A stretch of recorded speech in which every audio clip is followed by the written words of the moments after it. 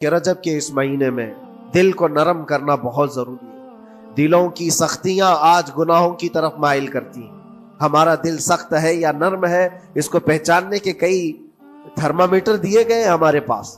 Check کرو ہمارا دل کس پوزیشن میں ہے آج۔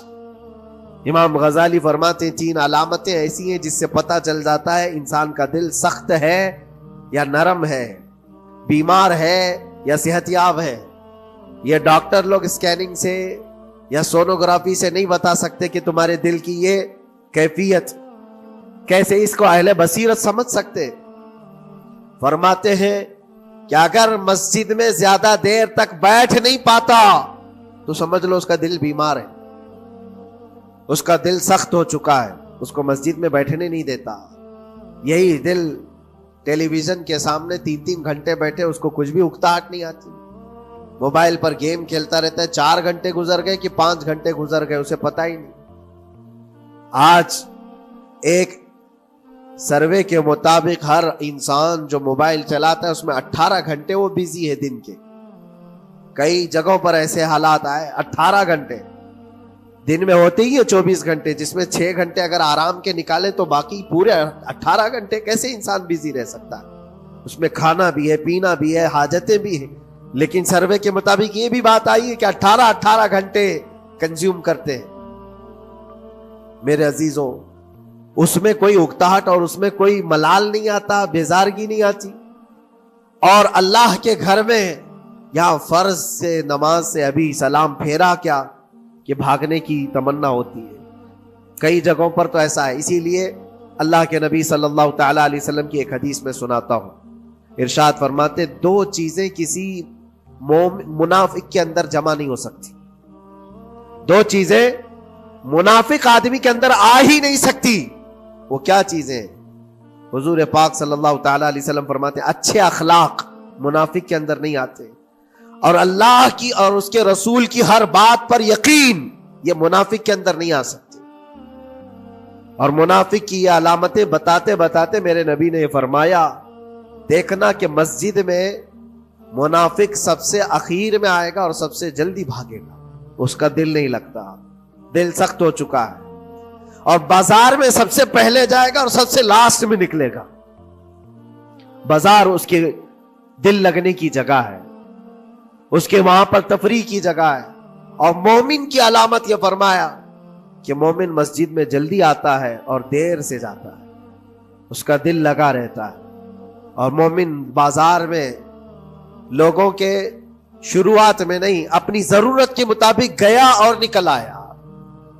اور فرماتے ہیں میرے آقا صلی اللہ علیہ وسلم روئے زمین پر سب سے اچھی جگہوں میں سے کوئی جگہ ہے تو اللہ کا گھر ہے، مسجد ہے، اور سب سے بری جگہوں کے متعلق فرمایا وہ بازار ہے۔ اب یہاں پر دلوں کے متعلق میں عرض کر رہا ہوں کہ کس کا دل کس پوزیشن میں ہے، اسے آج خود آزما لینا چاہیے۔ دوسری علامت، امام غزالی فرماتے ہیں قرآن پاک کھولے گا وہ صفحہ 2 صفحہ سے زیادہ پڑھ نہیں پائے گا، بند کرنے کا دل کرے گا۔ یہ تو چھوڑو اٹھانے کے بعد پڑھنے نہ پڑھنے کی بات ہے، کچھ تو چھونا بھی نہیں چاہتے، اٹھاتے ہی نہیں۔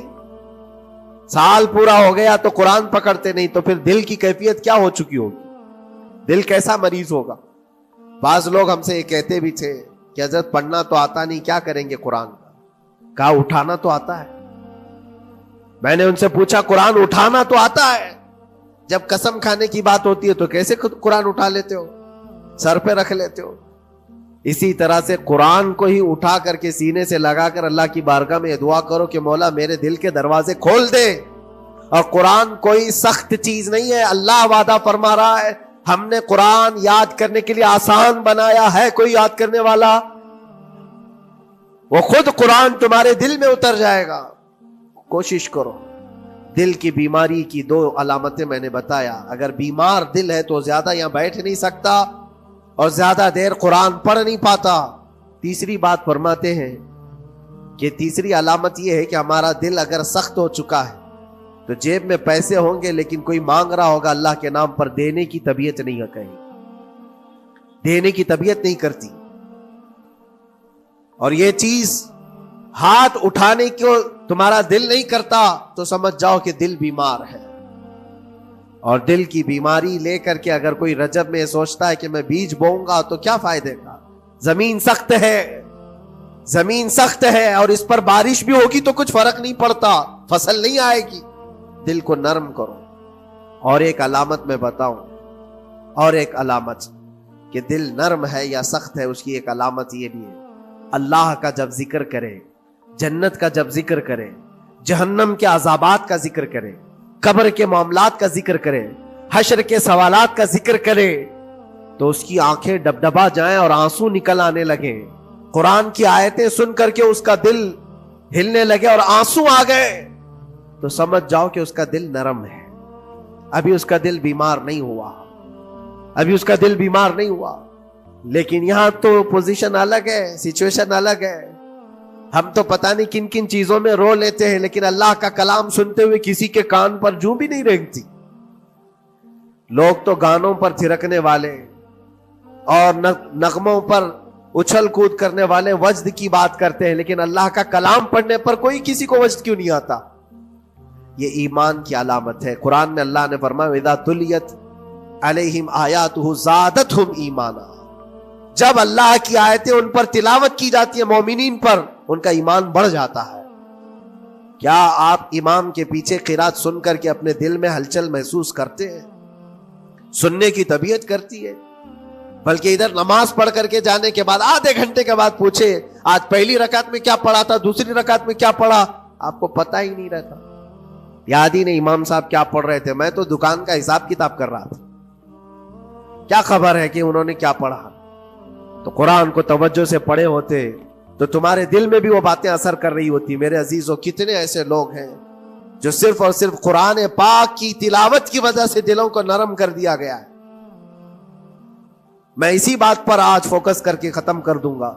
رجب المرجب بیج بونے کا موسم ہے، تو دل کے نرمی کے ساتھ ہی بیج بو، کیونکہ یہ زمین ہے تمہاری، اور زمین نرم نہ ہو تو کتنی بھی نیکیاں کرو کیا فائدے کی؟